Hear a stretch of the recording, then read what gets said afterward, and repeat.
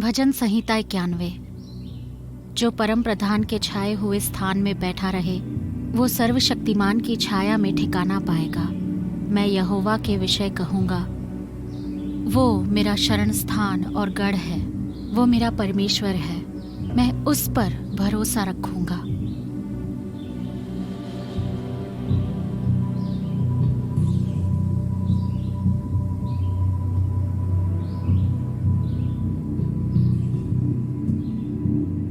हमें ये बुलाहट प्रभु की ओर से मिली कि प्रभु के पास एक योजना है जिसके होते हमारा परिवार उसके प्रेम में जिए, और अफगानियों के लिए हमारा प्रेम उनकी सेवा के लिए यहाँ लाया। परमेश्वर हमारे जीवन द्वारा हमारे उद्देश्य को सुहावना और भला बनाता है।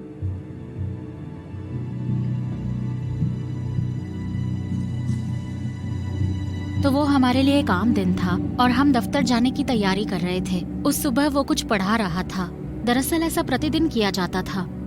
बच्चों को सप्ताह की छुट्टी नहीं मिलती थी, वो अपने दोस्तों से नहीं मिल पाते थे, बस वो स्कूल की पढ़ाई करते थे। दोनों में प्रभु के लिए एक गहरा प्रेम है और प्रभु के लिए भूख जो बड़ी ही मूल्यवान है, और वे बड़े हो रहे हैं और दिन प्रतिदिन अपने विश्वास में बढ़ रहे हैं। माँ होना और उनको बढ़ते देखना एक बड़ा ही अद्भुत एहसास है। और हाँ, अफगानिस्तान जैसे देश में रहकर प्रभु के लिए जीना किसी भी माँ बाप के लिए अपनी संतान को प्रभु के मार्गों पर चलाना बड़ा अद्भुत है।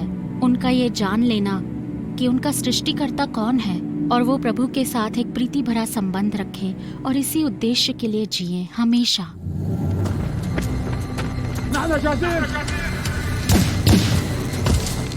इन चुनौतियों के चलते मैंने अतीत में अपने आप से कई बार ये पूछा, हे प्रभु, क्या तू वास्तव में हमसे यही चाहता है?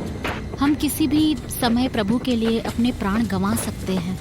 जब मैं उसे आत्मिक क्षेत्र में देखती हूँ, मैं जानती हूँ कि वो हमें अफगानिस्तान जैसे देश में यूं ही नहीं ले जाएगा और ना ही हमें छोड़ देगा बिना किसी योजना और उद्देश्य के। तो मैं पूरी तरह से जानती हूँ कि हम एक सही स्थान में हैं, क्योंकि हम उसकी बुलाहट के आज्ञाकारी रहे।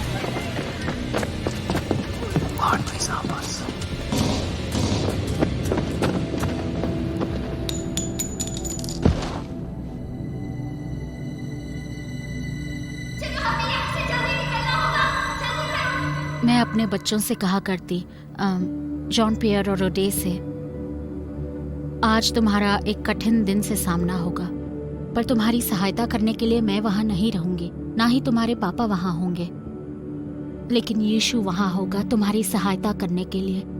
उसने वादा किया है कि वो हमें नहीं त्यागेगा।